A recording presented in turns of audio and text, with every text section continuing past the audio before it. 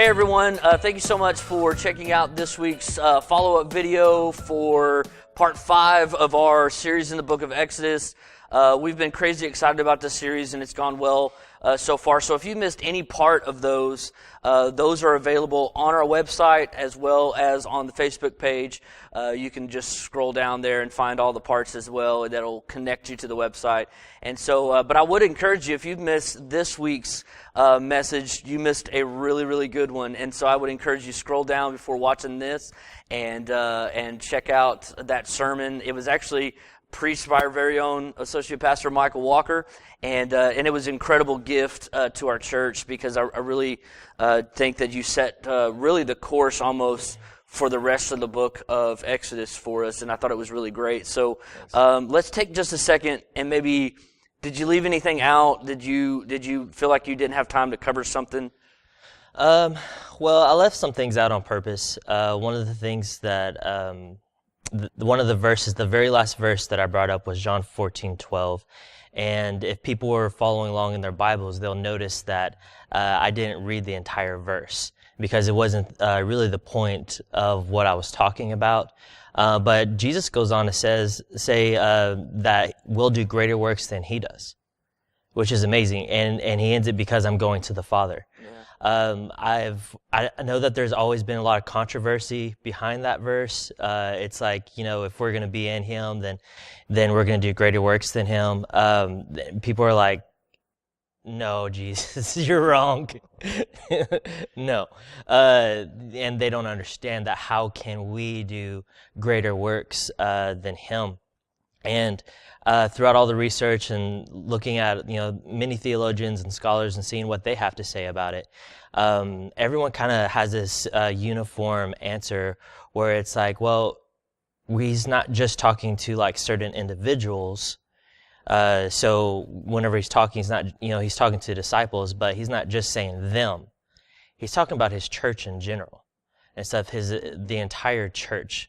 I mentioned on Sunday that we have many churches, but we're one. Yeah. We're one church. Right. And that is what Jesus is talking about, is that my church is going to go on and do greater things because they're in me. I've told them to use me as an example, be imitators of me, all these other things that he's told us. He's saying this is what my church is going to do. And they're going to do greater things because they'll be coming to me and I'm going straight to the Father. And stuff. So, ask me, what does the church need? And I'll give it to them and stuff. And so it's a powerful statement that Jesus made just then. A lot of people will think about, walking on water or, healing the blind right in front of, spitting in, dirt and like putting mud on, people's eyes. And I think people will look at his miracles and just be like, that's unrealistic. I can't do that. But the church throughout the years has done so many great things, and you look at our church and what we've done so far, and I feel like we've done great things for the Bowie mission, for our community. We're continuing to do things that is going to help bring this kingdom along in Bowie, and we are doing great things and stuff. Would we say greater? I wouldn't say greater, but Jesus would. Jesus is the one who's validating that we are doing, his church is doing greater things than what he did on earth. Because you have to remember that Jesus was only on the earth. I should say his ministry only was going for about 3 years. And so you look at that and then you look at the rest of human history and you're like, well, yeah, in quantity, yeah, I mean, this is we're doing some great things throughout the world. We're reaching people that Jesus didn't reach back in the day, through his 3-year ministry. Unchurched people groups. People are going out there and preaching the gospel to the people who never heard of Jesus Christ, never heard of the Bible, never heard that there was hope. And we're going out and doing those things. And if we're bringing people unto salvation, then that's the whole goal.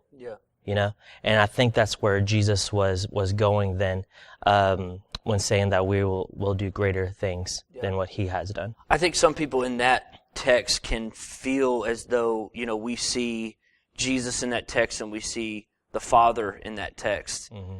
and I think some people can almost feel like, where is the Holy Spirit? And so can you maybe expound even a little bit further on what's the role of the Holy Spirit for us then as we're moving along in this, we're doing greater things? Can you talk to us about the role of the Holy Spirit in the church? Yeah, whenever Jesus was leaving, and I'll say it this way. So if you take that verse in John 14 and you pair it along with what he said earlier when it comes to the Holy Spirit. So in this verse, he's saying that you'll do greater things. And later on, he says, this is for your benefit that I'm leaving, so that the helper may come and stuff. And that is going to help spur along the greater things that we're doing. So the Holy Spirit's living in us, he's working in us, and the power of the Holy Spirit's moving through us. Right. And so we're able to do that. And whenever you think about it, and you have Jesus and you have the rest of the New Testament saying, hey, I'm the example, be like Christ. This is what you're supposed to do. You're supposed to be imitators of him. Man, Jesus is picturing a bunch of little Jesuses, going out across the world and reaching people through the power of the Holy Spirit. This was a great benefit to us because Jesus on earth was just one person, and I think a lot of the reasoning behind the disciples' confusion with some of the things that he was doing is because they didn't have the Holy Spirit at the time. And then it was like, as soon as the Holy Spirit came, it was like, eyes were opened. Yeah. They were like, oh, this makes sense now because the Holy Spirit's indwelling in them. And not only that, you see the disciples after Jesus left, and then after Jesus left and seeing all of the miracles and the way that Peter's preaching with boldness, we get into that. I got into that on Sunday whenever it comes to Acts 4. How people were astonished because they saw Peter and John and they saw that they were uneducated people, and then they were astonished at them because of their boldness, and then they immediately saw that and said they've been around Jesus. Yeah. Well, and it's funny because you said it just that it's almost like a multiplication of who Christ is because of the work of the Holy Spirit.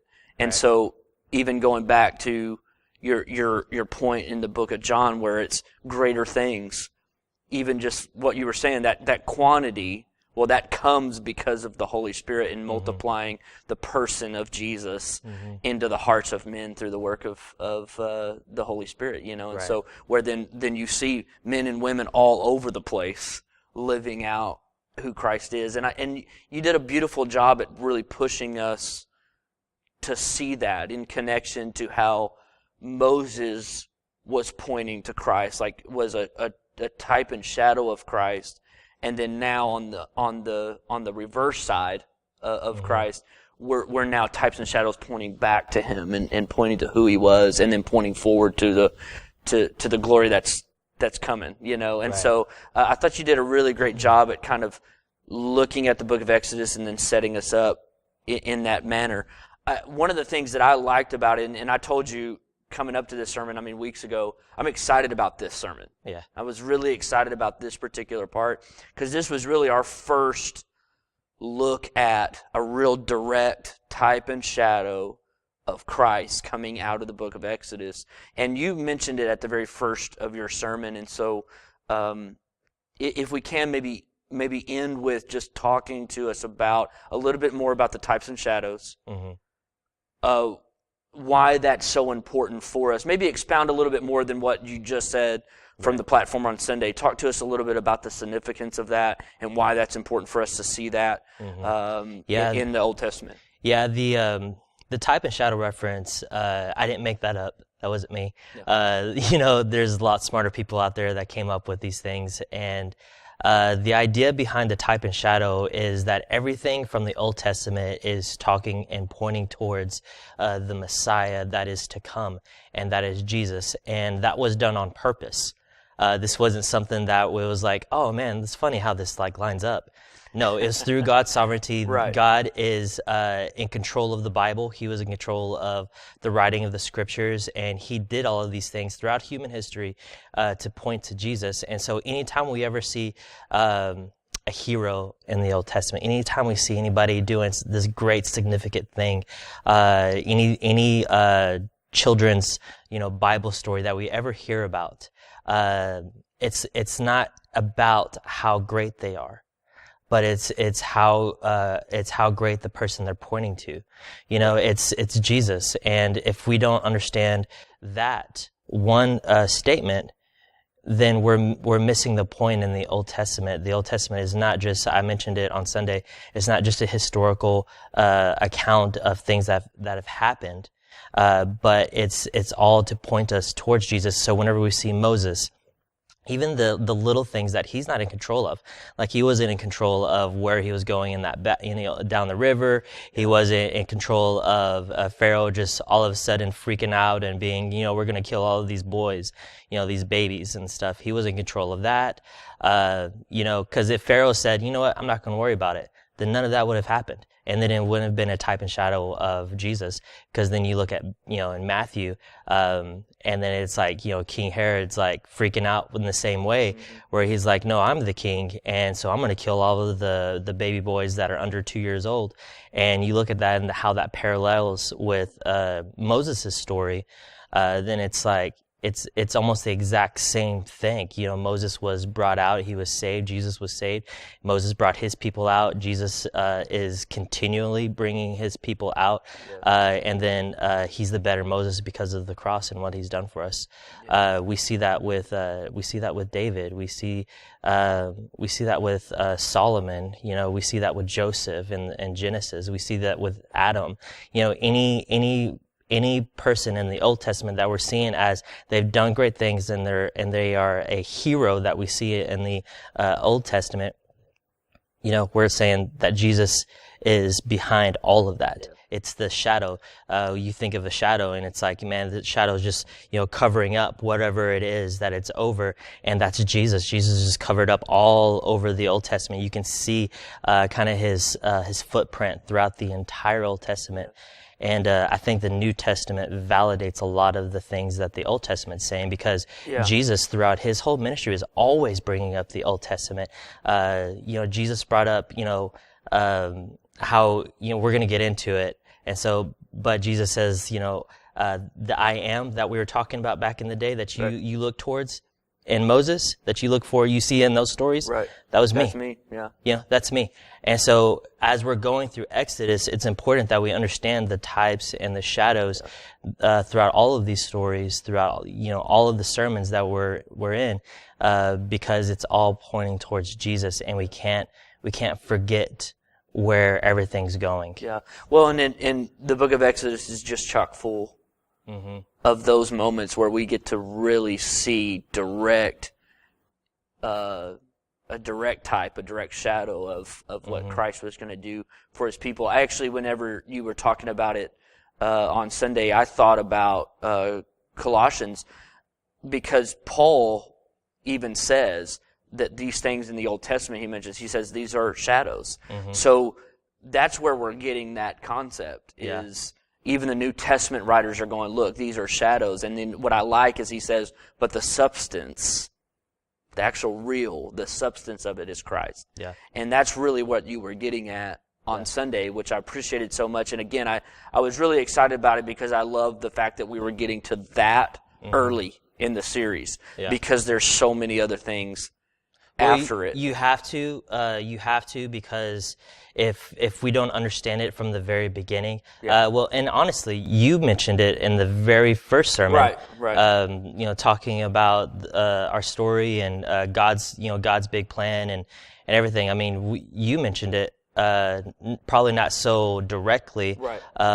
but we have to know this from the very beginning, because again, if we don't, then we're missing the point of every story in the book of Exodus, every significant moment that we see. We didn't get into, drawn out of the water, too much. But even in the Psalms, they look at that as freedom.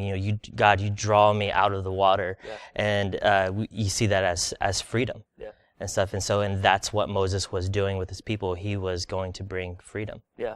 So. And that's coming. And Yeah. I'm excited about it. It's really going to be really, really good. And so, well, thanks, man. And I, again, as always, such a gift to just have you kind of come alongside our, you're a big part of what, and maybe some people don't realize that, but like I'm not the only one sitting around trying to figure out what we're going to do. We spend a lot of time, we work as a team a lot to go, man, where are we at as a church, and where do we want to go?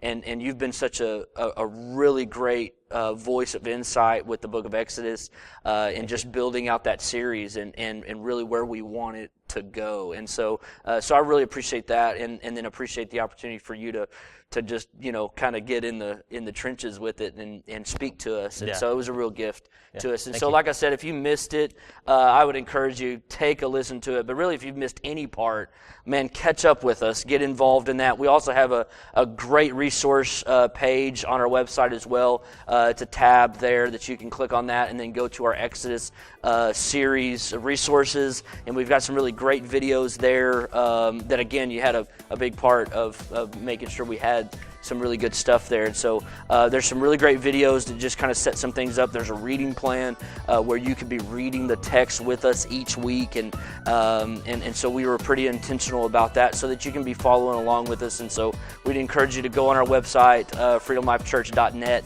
and click on that resource page and check that out. And so anyway, so we appreciate you guys. Also, we've got life groups that are happening, and so you want to jump into a life group if you haven't already. Man, they're going really, really great. A lot of people are getting connected, and so we're just super excited about that. And so be looking for new groups popping up by the end of the year. And so we love you guys, and we'll see y'all Sunday morning for part 6 of the book of Exodus. It's going to be awesome. And so God bless you guys, and we'll talk to you later. Bye.